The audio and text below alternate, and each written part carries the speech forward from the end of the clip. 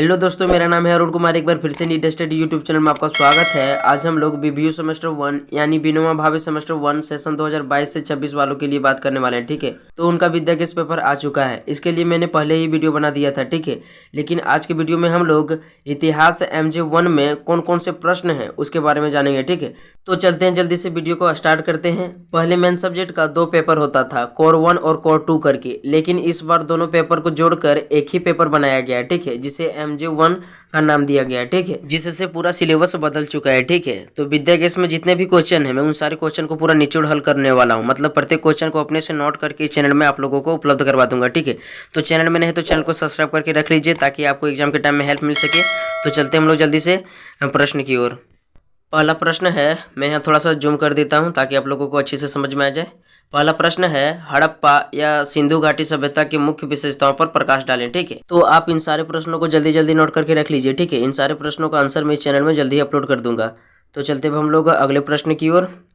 अगला प्रश्न हम लोग यहाँ देखते हैं। अगला प्रश्न है, हड़प्पा सभ्यता या सिंधु घाटी के नगर योजना एवं गृह निर्माण पर प्रकाश डालिए। ठीक है, तो आप इन सारे प्रश्नों को जल्दी जल्दी नोट करके रखते जाइए। तो चलते हम लोग अगले प्रश्न की ओर।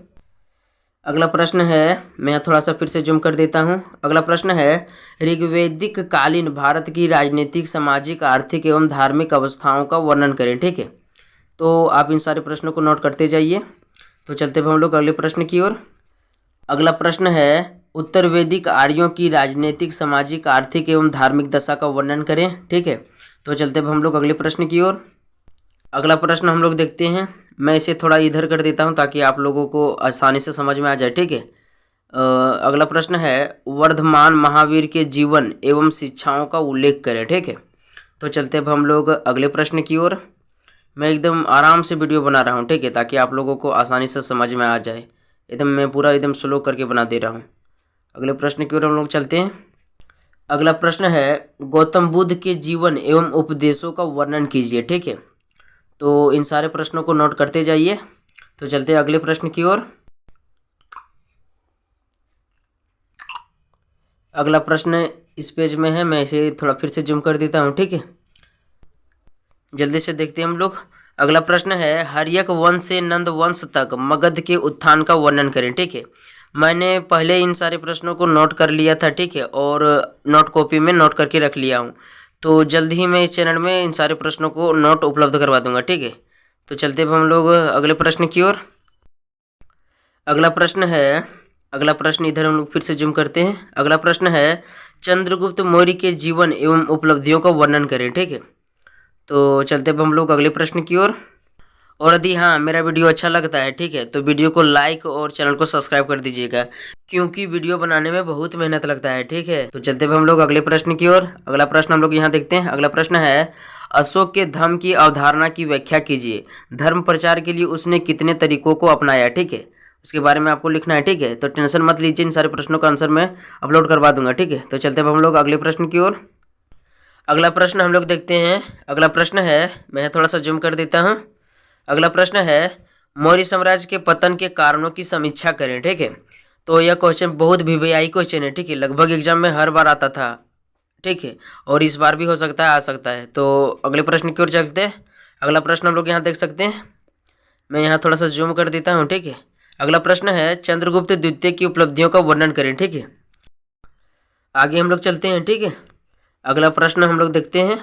अगला प्रश्न यहाँ है, देखते हैं हम लोग यहाँ फिर से। अगला प्रश्न है, विजेता के रूप में समुद्रगुप्त का मूल्यांकन कीजिए अथवा समुद्रगुप्त के विजयों का वर्णन करें। ठीक है, तो इन सारे प्रश्नों को नोट कर लीजिए। ठीक है, तो चलते हैं हम लोग अगले प्रश्न की ओर। अगला प्रश्न यहाँ फिर से आ गया। ठीक है, अगला प्रश्न हम लोग यहाँ देखते हैं, जूम करते हैं इसे थोड़ा सा, फिर से जूम करते हैं। अगला प्रश्न है, गुप्त काल में कला, स्थापत्य कला, चित्रकला और साहित्य कला के विकास का वर्णन करें। ठीक है, अथवा गुप्त काल की सांस्कृतिक उपलब्धियों का वर्णन करें। ठीक है, तो आप इसे नोट करके रख लीजिए। ठीक है, तो चलते अब हम लोग अगले प्रश्न की ओर।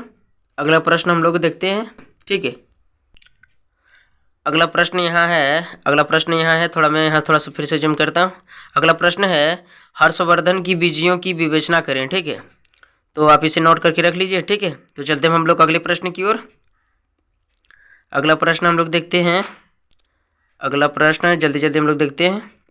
इसमें यहाँ है, अगला प्रश्न है, मैं यहाँ थोड़ा सा फिर से जूम करता हूँ। अगला प्रश्न है, पल्लवों की सांस्कृतिक उपलब्धियों का वर्णन करें। ठीक है, तो इन सारे प्रश्नों को नोट करके रखते जाइए। ठीक है, मेरा 1K सब्सक्राइबर होने वाला है। ठीक है, तो यदि जल्दी से 1K सब्सक्राइबर पूरा हो जाता है, ठीक है, तो आप लोग जिस प्रश्न का कमेंट करेंगे उस प्रश्न का आंसर आपको मिल जाएगा। ठीक है, तो जल्दी से 1K सब्सक्राइबर कर दीजिए।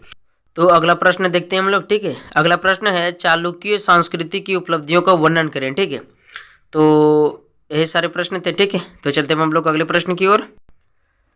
अगला प्रश्न हमारा ऑब्जेक्टिव टाइप का है। ठीक है, मतलब वस्तुनिष्ठ प्रश्न है। इसके लिए मैं अलग से वीडियो बना दूंगा। ठीक है, तो आज की वीडियो में इतने ही। ठीक है, तो वीडियो अच्छा लगा होता है कि प्यारा सा लाइक कर दीजिए और चैनल में नहीं तो चैनल को सब्सक्राइब कर दीजिए।